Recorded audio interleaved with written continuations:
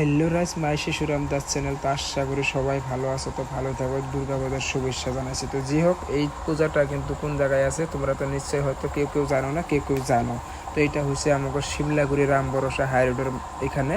তো ফ্লাইওভারের বগলে যেহেতু অনেক কিন্তু সুন্দর প্যান্ডেল করছে, তার জন্য তোমাদেরকে দেখাবো।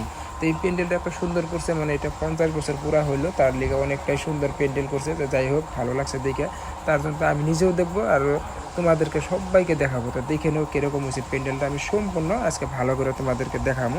ভিতরে ঢুকতে আসি, দেখে নাও অনেক ভিতরে কিন্তু অনেকটাই সুন্দর প্যান্ডেল করছে। যেহেতু খালি নিজে দেখলে হবে না, সবাইকে দেখাইতে লাগে। তো অনেক আছে, অনেক দূরের দূরের লোক আছে, হয়তো দেখতে পারে না। এই ভিডিওটা দেখো, অনেকটাই ভালো লাগবে। কি সুন্দর প্যান্ডেল দেখো।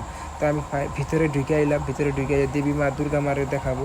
দেখো কি সুন্দর বা মজা, আমার কাছে কিন্তু অনেকটাই ভালো লাগছে। যেহেতু ভগবান কিন্তু কেউ খারাপ বলবে না, সবাই ভালোই বলবে। ভগবান তো ভগবানই হয়। যাই হোক, দুর্গা মা বছরে একবারই আসে, অনেকটাই ভালো ডিজাইন করছে। তো দেখে নাও প্যান্ডেলটা কত সুন্দর লাগছে, কি সুন্দর লাইটিং করছে। আমি উপর দিকে দেখাই দিছি, প্যান্ডেলটাও দেখাইতেছি তোমাদেরকে।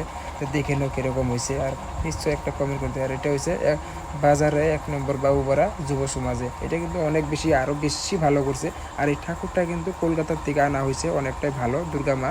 তো নিশ্চয়ই কিন্তু তোমরা ভুল করো না, নিশ্চয়ই একবার হলো বাবুপাড়া যুব সমাজে দুর্গা পূজা দেখে যাও। যেহেতু প্যান্ডেলটা অনেক সুন্দর ভালো করছে, এটা কিন্তু মিস করা যাবে না, যেহেতু বেঙ্গল থেকে আনা হচ্ছে। তো যাই হোক, তোমরা সবাই আইসো। আজকের ব্লগটা এখানে শেষ।